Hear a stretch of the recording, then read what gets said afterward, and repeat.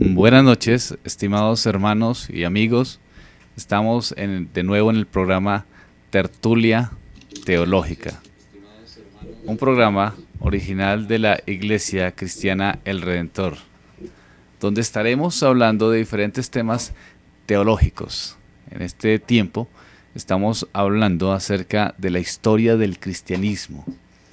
El lunes anterior estuvimos hablando de cómo se desarrolla la iglesia, estuvimos hablando del por qué es importante el estudio de los padres apostólicos y vamos a tratar de seguir profundizando en estos temas y particularmente en los padres apostólicos, hablando acerca de Clemente, aunque iniciamos un poco hablando de él, de su carta, de su escrito, de la copia de sus escritos y algunos datos importantes en relación a esto.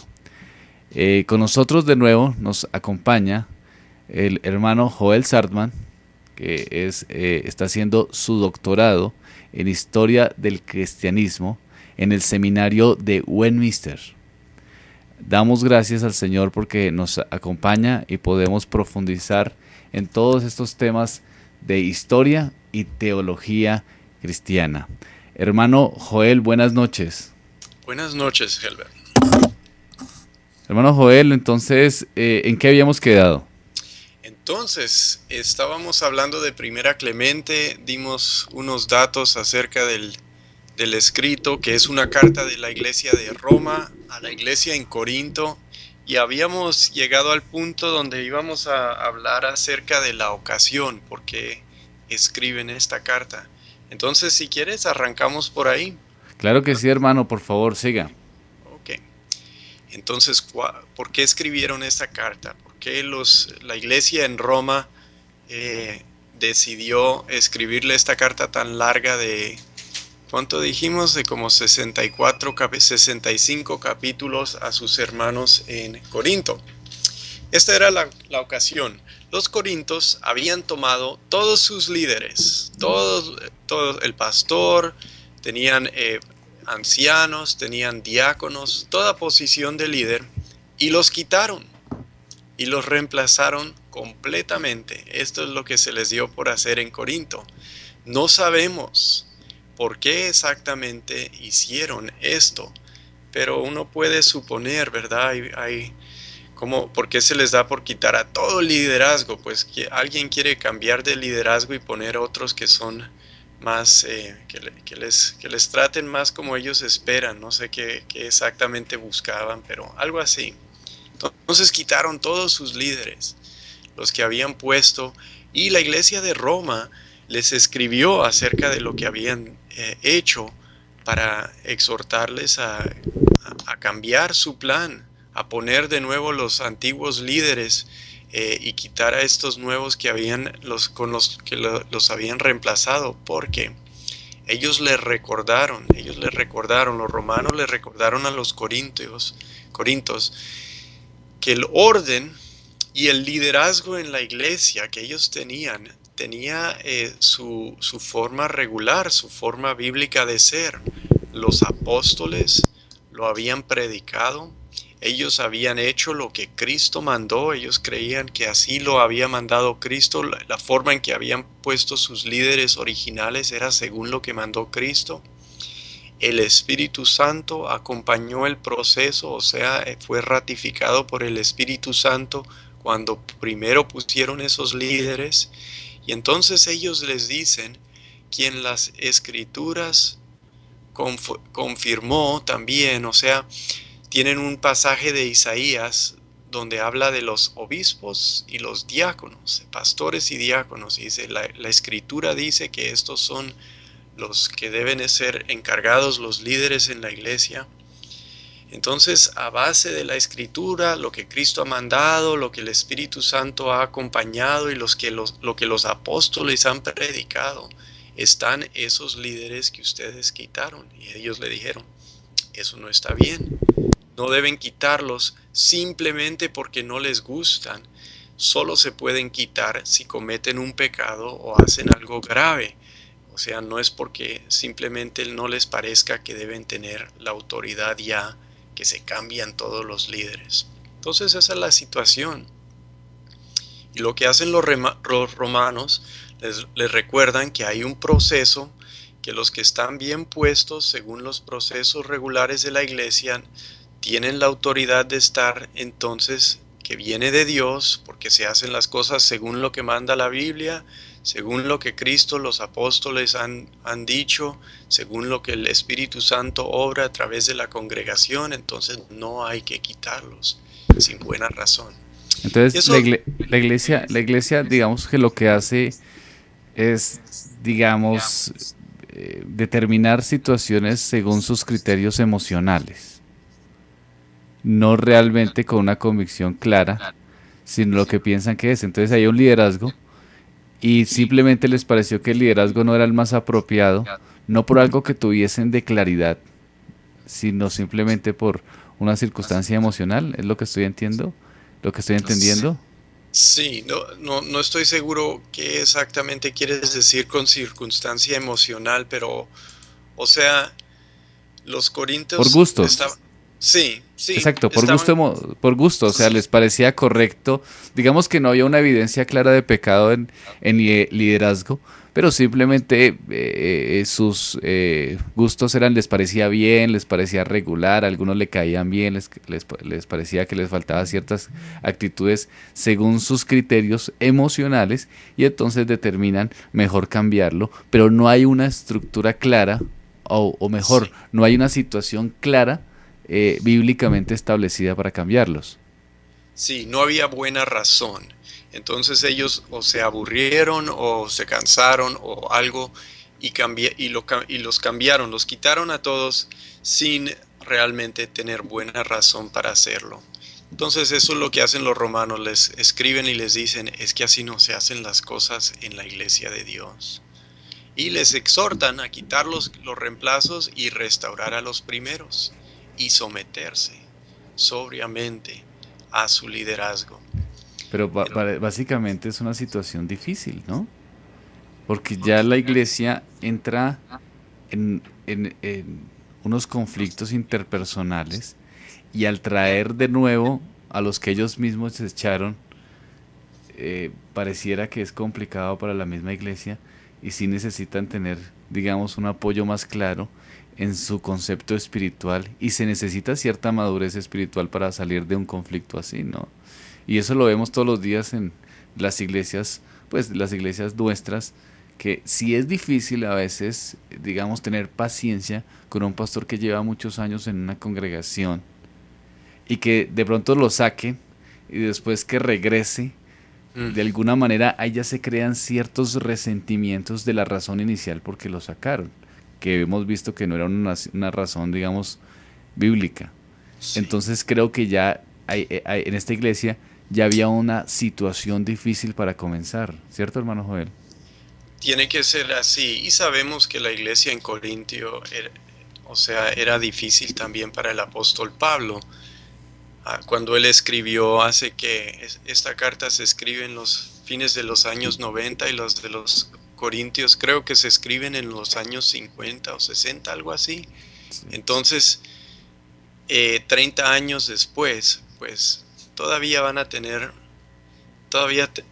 muchas de las mismas personas, ¿verdad? Y eran una congregación no muy fácil, que hacían cosas un poco locas de vez en cuando, y por este dato en esta carta sabemos de otra cosa medio loca que hicieron. Y sí, es una situación difícil, pero lo que dicen los romanos es, lo mejor es que pongan los líderes que se han establecido ya desde hace un tiempo, porque lo hicieron en forma regular, y hay que observar las cosas como las manda la Escritura, y manejar así la situación.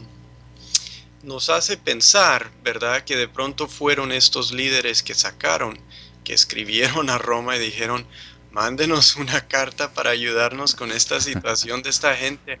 A ver si ustedes le dicen algo, si nos ayuda para recuperar. Era un problema. También vamos a ver si uno lee...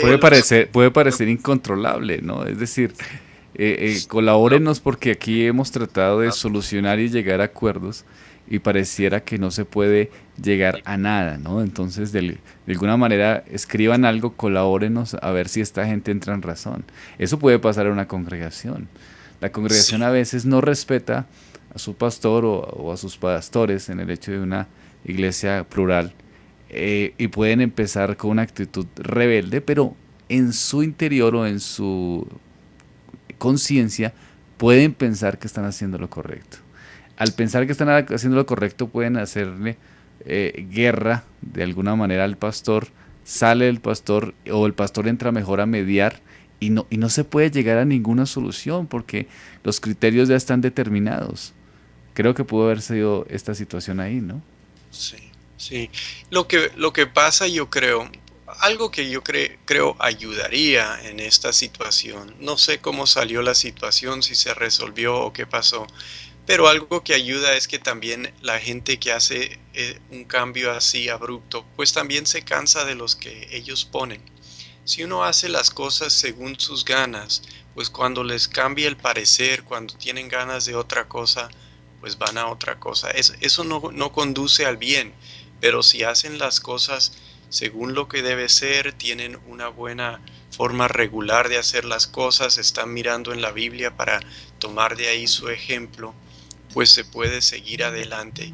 Yo creo que eso le da ventaja a los antiguos líderes en esta situación. O sea, ¿qué tipo de líderes son estos que se ponen, o sea, se ofrecen para tomar el lugar de los que están bien establecidos y reemplazarlos? ¿Qué tipo de liderazgo dan ese tipo de gente? ¿Cómo ayudan a la congregación? ¿Cómo las guían? Mejor estos corintios regresan con sus antiguos líderes que ya con paciencia llevan mucho tiempo con ellos en sus problemas. No sé. Ese es el dilema de la gente con la expectativa de lo novedoso, ¿no? Sí, De pronto con la expectativa de este va a ser mejor. A veces se valora más al desconocido en una congregación que al conocido. Alguna vez tuve la experiencia de hablar del Día del Señor. Duré como 3 meses en nuestra congregación hablando del Día del Señor. Y bueno, algunas personas asimilaron las enseñanzas, pero algún día vino un invitado, el invitado habló del Día del Señor y algunas personas me dijeron, impresionante hermano, impresionante, qué cosa, así es que se debe guardar el Día del Señor. Entonces a veces la novedad genera una expectativa en la iglesia, ¿no? Y sí, cuando esa expectativa se va, volvemos a lo mismo, a la rutina. Y la rutina en sí misma no es mala. Realmente eso es lo que determina al creyente, ¿no? Por eso es que estas iglesias o movimientos carismáticos constantemente van cambiando y van cambiando sus formas de hacer las cosas para que la gente salga de esa rutina, porque si se meten en una rutina, pues se van saliendo. Y buscan tratar de cambiar de rutina porque siempre van a terminar de nuevo metidos en una rutina. Y salen, vuelven. Y se inventan otra cosa, vuelven a la rutina, se inventan otra cosa, y así constantemente. Y finalmente tratan de distraerlos, pero la gente sale, entra otras personas, salen otras personas. Esa es la condición de los hombres a veces que tenemos en la expectativa de otros. Yo me sí, imagino que aquí la situación era muy parecida, ¿cierto, hermano? sí, sí, puede ser. Estuve hablando hoy con unos compañeros en el seminario, es un seminario presbiteriano, entonces hay varias denominaciones presbiterianas y ellos estaban hablando de dónde quieren acabar, con cuál se van a ir, que esta tienen aquí denominaciones presbiterianas que ponen pastoras, ordenan mujeres, y ellos no están de acuerdo, pero dicen, bueno, es que en esta pues voy a tener más oportunidades. Y la cosa es que si se pueden extraviar por buscar tener más cosas, pero también se pueden extraviar buscando algo muy perfecto, siempre buscando la perfección y no la hallan en ningún lado. Y en algún lado tienen que caer y ponerse a trabajar. Y quizás era así con estos corintios. Estaban buscando algo un poco más perfecto y quitaron a sus líderes y pusieron otros. Y los romanos que eran, parece que tenían mucho, cuando ellos hablaban, los corintios les escuchaban, quizás por eso les escribieron la carta, pues les dijeron que así no les iba a funcionar. Entonces podemos hacer la pregunta, ¿qué aprendemos de esta carta si la leemos? Porque dije que la pueden buscar en línea, la primera carta de Clemente, la pueden leer. Es larga, pero contiene varias cosas. Una cosa que aprendemos para la historia es que la iglesia romana parece que gozaba de madurez y era bien centrada, hace las cosas bien, dice las cosas muy bien en esta carta y nos enseña que por eso llega a ser preeminente esta iglesia en Roma. Sí tenía madurez y gente que podía pensar sobriamente. La iglesia en Corinto no llegó jamás a ser de mucha influencia con las otras iglesias, parece, según la historia, pero la de Roma sí lo llegó a ser. Se responsabilizaban en Roma por sus otros hermanos y se conocían, o sea, se podían mandar cartas, sabían cuál era la situación. Entonces sí habían conexiones entre las iglesias establecidas en ese primer siglo. También Podemos ver entonces iglesias desde el comienzo. A ver, pensamos que el cristianismo pues está en proceso de madurar en su teología sistemática. Pero hay grupos de iglesias, hay varias iglesias en diferentes lugares y algunas tenían unas características de madurez evidentes en relación a otras. Sí. Y estas, que eran más maduras, por así decirlo de alguna manera, asesoraban a las iglesias que estaban en su desarrollo. Aunque el problema básicamente era que la doctrina, pues, no tenía todavía la claridad porque la doctrina era muy simple, era muy sencilla, ¿verdad? Es decir, básicamente Cristo como Salvador, la deidad, y bueno, y la deidad todavía de Jesús era un problema polémico ahí, ¿no? Y el desarrollo de la eclesiología. Al no tener esos parámetros, digamos, el desarrollo de la eclesiología con tanta claridad, se presentaban dentro de la iglesia, de las diferentes iglesias, circunstancias de mucha dificultad, ¿verdad, hermano Joel? Sí, algo así. Yo no diría que, bueno, se puede decir que asesoraban. Lo que me parece es que se enteraban y se buscaban ayudar, aunque no sé qué tan, o sea, no es como si una iglesia predominaba sobre la otra. Llegó a predominar la iglesia romana. Llegaron en varios sitios geográficos a dominar unas iglesias, ser como más a la que se miraba como para liderazgo, más en ciertos tiempos de conflicto. Pero sí, lo que se ve aquí es un problema de la eclesiología, de cómo hacían las cosas según la política de la iglesia, según lo que habían enseñado los apóstoles, según lo que confirmaban las escrituras, y en este caso son las escrituras del Antiguo Testamento de donde toman la autoridad, alguno de los pasajes que sacan. Entonces, eso de la autoridad y la estructura que habían puesto los apóstoles viene a ser muy importante para mantener el orden, también para mantener en el siglo que sigue la buena enseñanza. Eso va a ser muy importante. Vamos a ver cuando lleguemos a Ignacio, que él habla mucho de someterse a los que están enseñando con buena autoridad en la iglesia, porque si no, se pueden meter toda clase de personas a enseñar lo que no es, que ya está disparándose en el segundo siglo. También vemos que en esta carta, la cuarta cosa y la última cosa que tengo aquí que aprendemos es que el Antiguo Testamento y la enseñanza apostólica eran las autoridades, ¿sí? Lo que está escrito en el Antiguo Testamento, lo que saben que hayan enseñado los apóstoles son cosas parejas, cosas en par, cosas con la misma autoridad. Entonces eso es todo lo que tengo acerca de Clemente. ¿Tienes otra observación o comentario o seguimos a segunda Clemente?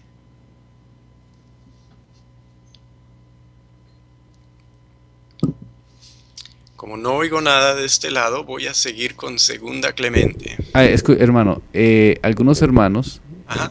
nos dice un hermano, el hermano Aririo, dice que las iglesias carismáticas es como una puerta giratoria, así como la gente sale, llegan nuevos, pues en relación al comentario que habíamos dado en algún momento, ¿no? Y básicamente es eso, la carta lo que pretende entonces es traer luz a los hermanos de Corintio, ¿verdad? Luz de una eclesiología que estuviese más acorde a las escrituras y no tanto a sus experiencias personales, a Sí, lo que ellos consideren correcto o incorrecto, que es donde está el problema, ¿no? Cuando mi experiencia personal va por encima de las escrituras, entonces, pues los cambios, las ideas, los pensamientos, y eso es una cosa que vemos hasta hoy en día, ¿no? Seguimos con sí, esa misma lucha, seguimos con esa misma circunstancia y casi que necesitamos regresar al fundamento, como usted decía, hermano Joel, al fundamento apostólico, porque ese es el que determina realmente el criterio del deber ser. sí, Porque sí, seguimos haciendo las cosas según nuestro parecer, pues la iglesia siempre va a estar en esa misma dinámica. Con conflicto interno, con conflicto con sus líderes, retomando, llegando, simplemente basándose en sus experiencias y no en lo que dicen las escrituras. sí, y eso me recuerda aquí una cosa que no se menciona, pero que es importante, es no solo tienen la enseñanza apostólica, ¿sí? Eso es lo que tienen ellos. Ellos saben lo que enseñaron los apóstoles, no tienen que luchar acerca de eso. Nosotros tenemos la Biblia, pero la tenemos que interpretar, ¿sí? Tenemos que decir, esto es lo que está diciendo la Biblia acerca de la política. Y hay diferencias. Los presbiterianos tienen diferencias, los anglicanos lo hacen de forma distinta, nosotros los bautistas tenemos una forma de entender lo que dice la Biblia. Y aquí es donde es importante una confesión, un escrito. ¿Por qué? Porque si no lo tienes, todavía vas a interpretar la Biblia, pero ya no sabe la gente, o sea, con qué medirlo. Si tienes la confesión, sabemos con qué compararlo, con qué decir esto es lo que dice, esto es lo que se enseña. Y eso ayuda a que haya esta forma regular de hacer las cosas que se está presentando en esta situación, en esta carta. La gente estaba haciendo como les parecía. Nosotros lo podemos evitar teniendo esas cosas en la confesión, teniendo los documentos de la iglesia que nos dicen esto es lo que creemos que dice la Biblia acerca de cómo se van a hacer las cosas, para que no lo hagamos como nos parezca en dada situación, solo De- por de- sin razón. definitivamente, hermano, así es. Y nosotros somos y creemos que las escrituras es la máxima autoridad, pero hay una confesión de fe, y esa confesión es importante. Esa confesión hace que no estemos buscando a ver quién nos da una palabra nueva. Sí, Hace que nosotros exacto. no estemos buscando un apóstol o un líder máximo que nos diga cómo deben de ser las cosas, sino que nuestras iglesias locales como bautistas y en su carácter independiente, en la misma autoridad congregacional, como congregacionalistas, digamos que tenemos una forma de ser, una forma de hacer y una estructura teológica confesional, y tenemos los parámetros que debemos hacer como iglesia, es decir, tenemos que predicar el Evangelio, predicar a Cristo, estar pendientes de la iglesia local en sus diferentes manifestaciones o cómo se va desarrollando, pero no estamos como buscando a ver quién nos da esa palabra que nos va a sacar o nos va a arreglar el problema, por ejemplo, cómo hacer para crecer. Entonces busquemos a ver quién nos da los métodos de crecimiento. O cómo hacer para que la gente salga de las situaciones pecaminosas y corra a ver qué nueva charla, qué nueva enseñanza hay. Porque sabemos que es Cristo y tenemos un razonamiento en la teología sistemática. Sí, así es. Hermano Joel, una pregunta. En el siglo sexto, cuando Constantino decretó la libertad de la iglesia cristiana, se puede decir que la iglesia se volvió una institución política y religiosa, Perdón, en el siglo cuarto. Sí, en el cuarto. Se puede decir eso, sí. Vamos a hablar de eso cuando lleguemos a ese punto en nuestra cronología, porque es un suceso importante. Es un suceso que para John Owen, regresando a John Owen, fue muy importante para su congregacionalismo. Él pensó que cuando Constantino hizo esa declaración, hizo un gran daño a la iglesia, que antes se manejaba mejor, y él le metió como la estructura del gobierno y mezcló la iglesia con el Estado y no fue bueno. Pero podemos comentar mejor esa situación cuando en nuestra cronología lleguemos a ese punto en el siglo cuarto. Todavía no hemos salido del primer siglo, así que mejor dejemos más de eso para ese tiempo. Claro que sí, hermano. Sigamos entonces. Entonces, lo que sigue es Segunda Clemente.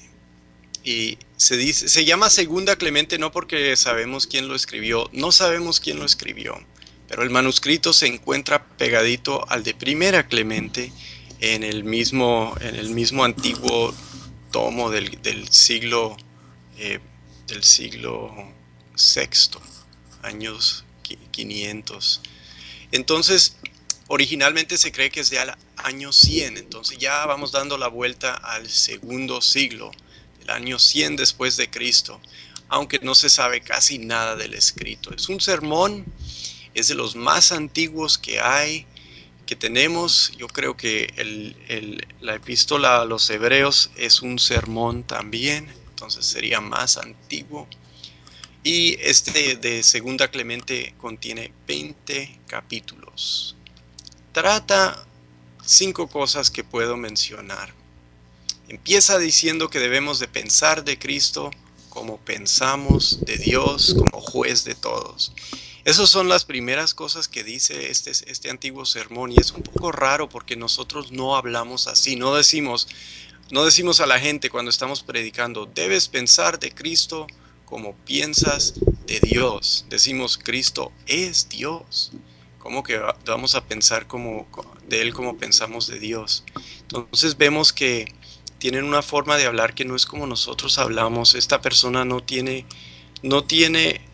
sí tienen buenos conceptos de la Trinidad, pero esta persona aquí no las tiene bien claras, no tiene el mismo idioma teológico que nosotros ahora manejamos. Y vamos a ver a través de los siglos, especialmente en el cuarto y quinto siglo, que hay mucha controversia acerca de la doctrina de la Trinidad y cómo hablamos de Cristo y cómo hablamos de Dios. La epístola también trata la vida cristiana, el buen comportamiento, habla del arrepentimiento.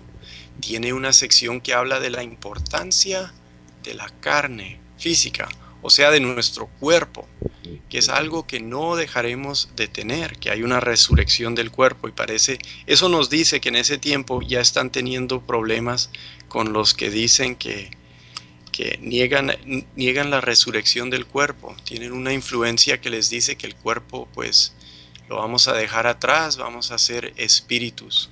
Luego, con el gnosticismo, ¿verdad, hermano? Es algo así, no sé si es gnosticismo o docetismo. Cuando lleguemos a Ignacio, él va a decir que la gente que cree que uno no va a tener cuerpo creen que van a existir como demonios, que eso no está bien. La primera parte, cuando nos habla de que no habla como nosotros, puede ser que esta segunda carta haya tenido una influencia sectaria. No se sabe casi nada de la carta. Yo no creo, me parece ortodoxa, pero la gente lo examina con mucho detalle, ¿verdad? Y todas las palabras y esto de dónde salió. Entonces puede que cuando lo escudriñen así, encuentren cosas así.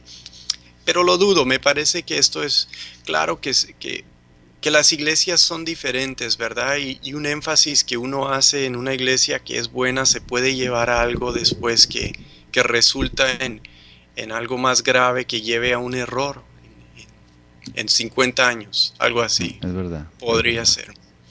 Entonces, esas son 3. La cuarta es En dos ocasiones, en esta carta, tiene algo extraño que cita escritos autoritativos que no conocemos. Una es una obra profética, de una profecía que simplemente no la podemos ubicar en nada de lo que conocemos en las profecías canónicas. Y otra es que contiene un dicho de Cristo y nosotros no tenemos ese dicho en las escrituras. Cristo dijo mucho más de lo que se escribió. Eso nos dice el mismo apóstol Juan en su evangelio. Entonces, esta epístola de Segunda Clemente parece que tiene algo de la tradición oral que nosotros ya desconocemos porque se perdió. Bueno, quizás es algo, no se sabe. Y como este escrito no es canónico, no es palabra de Dios, es un documento histórico, pues no sabemos si sí o no es de verdad un dicho de Cristo. Contiene un dicho que atribuye a Cristo. Pero nos recuerda que esta obra es misteriosa, que viene de un tiempo que casi no conocemos qué hacían. Pero este dicho Ajá. es de alguna manera un dicho o las palabras que dice los escritos autoritativos que cita, de alguna manera pueden estar en contra de lo que creemos en el desarrollo de la teología o simplemente no hacen alguna afectación a nuestras creencias. No, sí, no influyen. Él dice, Cristo dijo eso y no me acuerdo exactamente cuál es el dicho, no lo tengo aquí a la mano, pero lo que dice, pues, es bueno, no es contrario a nada, es algo que pudo haber sido dicho por Cristo, solo que no lo tenemos confirmado. Este escrito de Segunda de Clemente, escrito misterioso como nos acaba de enseñar el hermano Joel, de alguna manera puede afirmar alguna concepción doctrinal que nosotros tengamos como falsa. Es decir, el escrito de Segunda Clemente puede afirmar la Iglesia Católica, por ejemplo. Pues la Iglesia Católica se basa mucho en los padres apostólicos para Sí, afirmar que son la Iglesia, pues, original, por decirlo de alguna manera. pues no sé si se apoyen tanto. Ellos los estudian, pero no sé qué tanto apoyo hay para ellos en los padres apostólicos. Pero parte de eso no necesitan apoyo porque la Iglesia Católica cree que la Iglesia se fue desarrollando y fue añadiendo, y eso es parte de cómo ellos conciben de la Iglesia. O sea, no regresan a a la institución de la Iglesia como lo hacen los reformados. Quieren reformar regresando a lo que fue originalmente en el Nuevo Testamento, ¿verdad? La Iglesia Católica no tiene ese concepto. La Iglesia sigue creciendo, sigue acumulando, sigue añadiendo tradiciones. Estas tradiciones dicen, con tal de que no estén en conflicto, se pueden agregar. Entonces no necesitan que la Iglesia, los padres apostólicos, sean muy distintos para que les confirmen sus prácticas. Esos se van agregando a través de los años con otras cosas. Por eso mismo no importa aún si la Biblia, a veces ellos pueden dar toda una teología tomada de la teología liberal en relación a que la Biblia no tiene autoridad. Ellos tienen dos pies, ¿no? Su peso institucional está sobre dos pies. Uno que es la Biblia y la tradición. Entonces digamos que si la Biblia consideran que no es autoridad, pues no importa porque tienen el otro pie que es la tradición. Y si la tradición, digamos, tampoco es autoridad, pues como la tradición se va modificando y va cambiando, pues finalmente tampoco importa, ¿no? Sí, para ellos la iglesia es una tradición viva. O sea, lo que hacen los cardenales las pronunciaciones oficiales es como si los apóstoles estuviesen viviendo y hablando. Ellos siguen de los apóstoles, ellos hablan con esa autoridad y esa autoridad para ellos no se queda simplemente en los escritos del Nuevo Testamento como lo creemos nosotros, pero continúan. Así es. Sí, señor. Entonces, la quinta cosa es que encontré este dicho aquí mientras estábamos hablando. Entonces lo voy a traducir, lo tengo en inglés, Listo, hermano. El dicho de Cristo que se halla aquí en este antiguo sermón dice: dejen que los corderos no tengan temor de los lobos después de que se mueran. Y ustedes no teman a los que les pueden matar, pero no les pueden hacer otra cosa.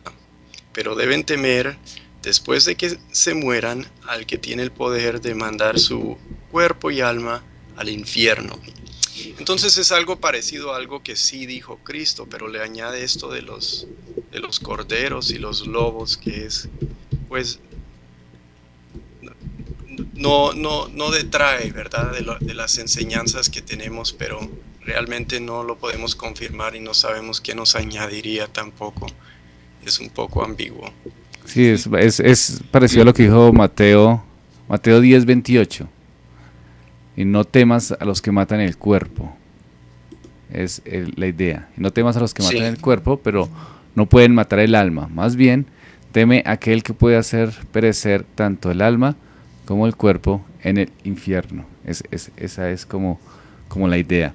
Sí, está bien, hermano. Sí. También hay una cosa que el hermano nos decía, es que la carta nos recuerda que vivían en otra edad, que sí, no era como la nuestra.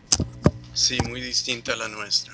Entonces, creo que cada escrito que se va mencionando es un escrito que va generando una reflexión de la iglesia en ese momento. Es decir, estamos ahorita analizando esta carta de Clemente a una iglesia en particular que tenía ciertos desórdenes en particular. Estos hermanos que escribieron esta carta llegaron a ciertas conclusiones justas de su tiempo. Yo supongo que si leen cosas que nosotros escribimos ahora en 500 años, yo supongo que también será una reflexión que nosotros estamos haciendo en nuestro tiempo, pero no necesariamente va a ser algo que esté sucediendo en su tiempo. Exacto, sí, eso es algo que aprendemos siempre estudiando la historia. Solemos pensar que, sabemos que esta gente no es como nosotros, pero sin embargo pensamos que hacen las cosas como nosotros las hacemos, que todo es igual, porque no nos imaginamos exactamente cómo es diferente. Y lo que nos da la historia es una forma de ver que sí tienen cosas distintas, cosas que uno no se espera. Claro, en esto no se ve tanto, pero sí se va a dar un poco más a medida que avancemos. Vamos a ver que lo que hacían era muy distinto a lo que nosotros hoy hacemos. Muy bien, hermano. Entonces sigamos. ¿El siguiente cuál era? ¿El 5? Entonces ya ese fue... no, sí, el 5. No, falta uno. Nos queda el 5, que fue algo un poco raro que sí dijo. Él dijo que la iglesia espiritual, o sea, la iglesia invisible, todos los creyentes de todas las edades, fue creada antes que el sol y la luna. Y no sé exactamente qué quiere decir, quizás quiere decir el decreto de elección, ¿sí? Que fuimos predestinados antes del fundamento de la fundación del mundo. O no sé qué exactamente quiere decir cuando dice la iglesia espiritual fue creada antes que el sol y la luna. Esa es una forma de expresarse que a mí me parece difícil de entender, y no sé si esté hablando del concepto que uno conoce o si esté hablando de un concepto distinto. O de lo que significa el sol y la luna, ¿no? Porque finalmente el sol pues da luz, la luna también da luz. Entonces, antes de lo que fuera creado, del sol y la luna, pues estaba la luz de la iglesia. ¿Sí? Pareciera que, bueno, puede ser en el pensamiento de Dios el decreto eterno de redención y lo está relacionando con la luz de la iglesia o la preexistencia de la iglesia en la mente de Dios. Interesante, ¿no, hermano? Que lo haya manifestado en su momento los hermanos en esta carta, ¿no? ¿Y no desarrolla ese pensamiento entonces? Es decir, solo hace esa mención, pero no hay un desarrollo de eso. Sí, sí, yo no veo ningún desarrollo. Y nos dice algo de la falta de contexto. ¿Cuánto nos ayuda a tener un contexto para entender cosas así? Si supiésemos más de quién lo escribió, en qué momento, quién lo recibió, de dónde, o sea, en qué parte del mundo, en qué relación geográfica, otros lugares estaba. Algo así de contexto nos ayuda a interpretar, pero teniendo ningún contexto, pues no se puede interpretar con claridad qué es lo que dice. Solo que dice que cree que la iglesia espiritual fue creada antes que el sol y la luna. Sí, difícil, ¿no? Difícil. Quizás cree que se creó en el tercer día, que el sol y la luna son, no, en el segundo día. ¿Cuál día son? Ya no me acuerdo. Ni siquiera sé. El cuarto día son el sol y la Sí, luna son cuarto el día. cuarto día, entonces quizás creyó que fueron el tercer día, no sé.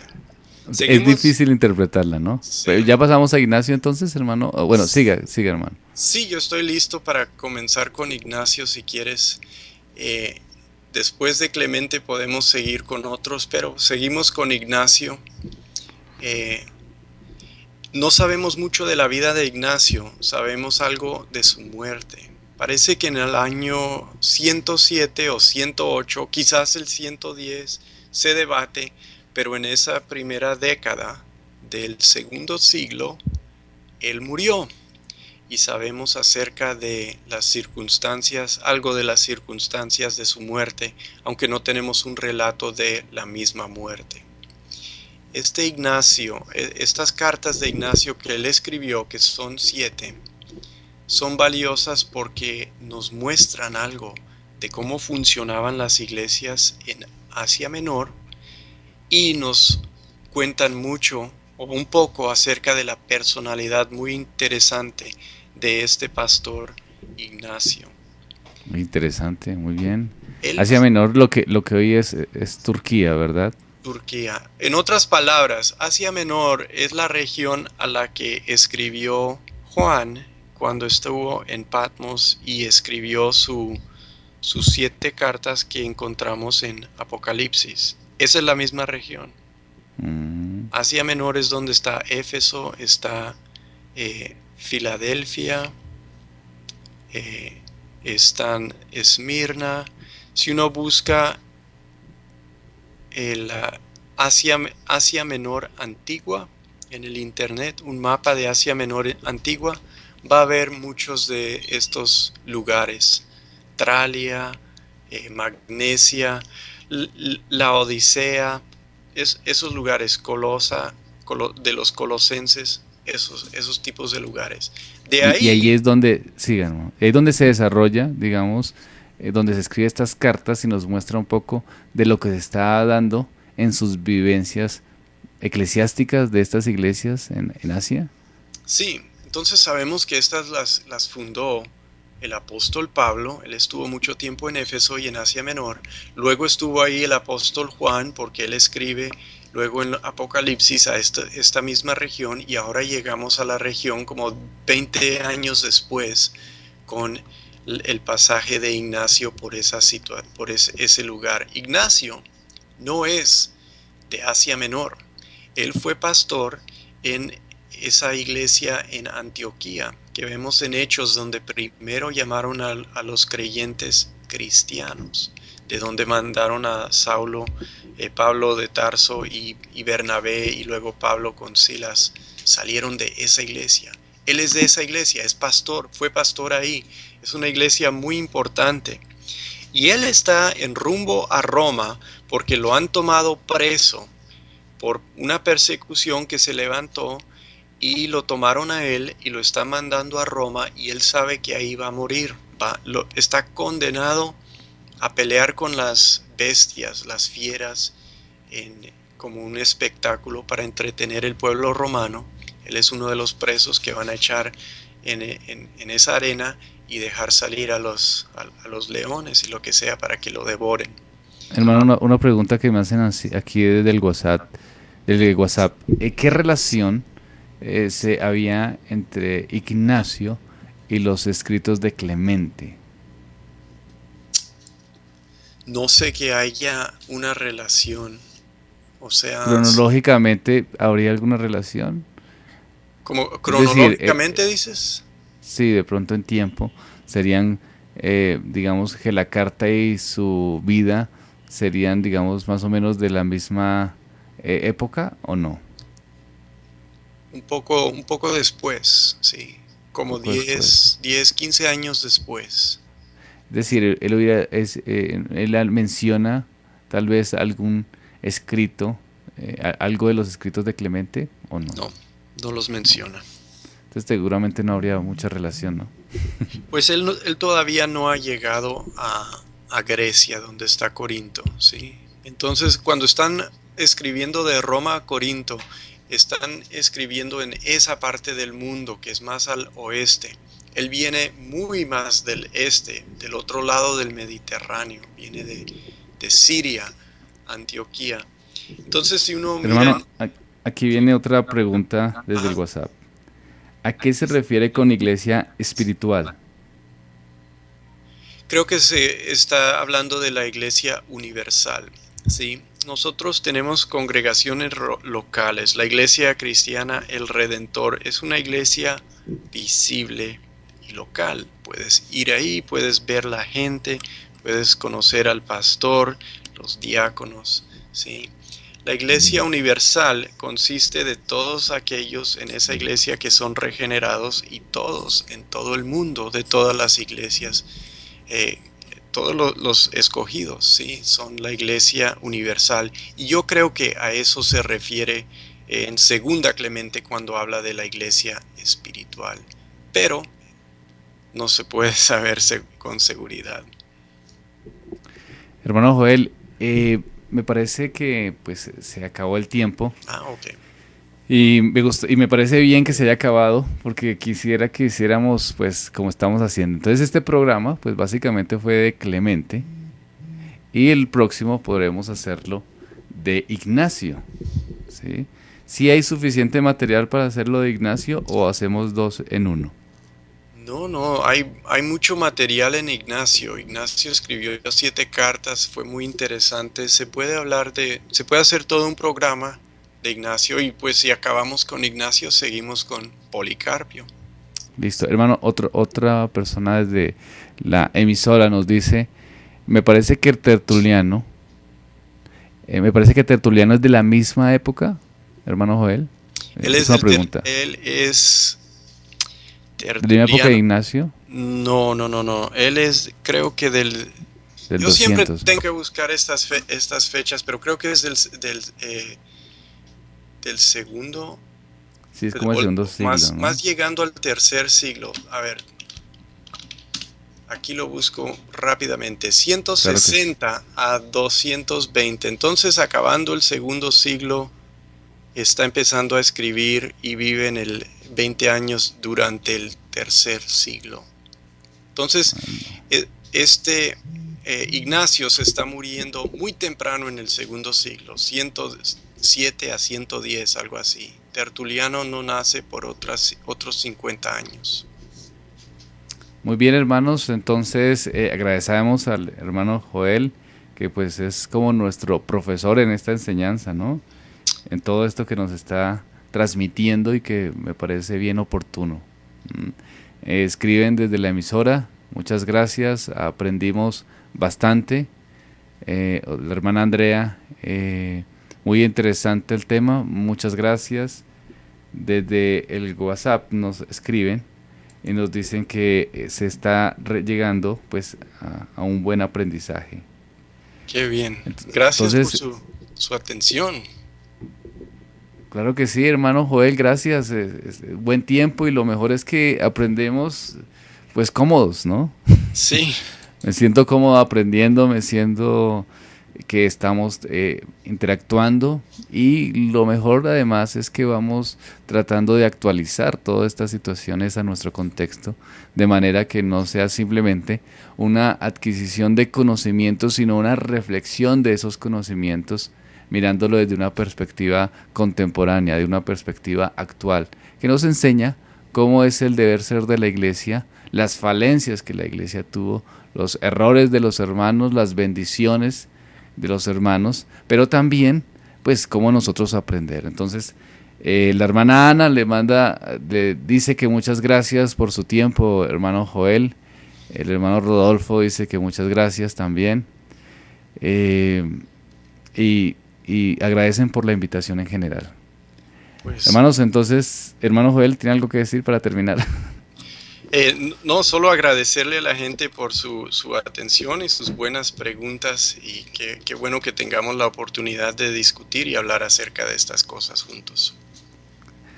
Muy bien, hermanos, entonces soy Helber Conde, pastor de la Iglesia Bautista Reformada El Redentor de Bogotá, Colombia. Agradecemos al hermano Joel Sarvan desde Filadelfia del seminario de Westminster, y estamos aprendiendo sobre la historia del cristianismo. Hoy hablamos de las cartas de Clemente. Queridos hermanos, seguimos entonces en 8 días con Ignacio. Les animamos a estar presentes y que el Señor les bendiga.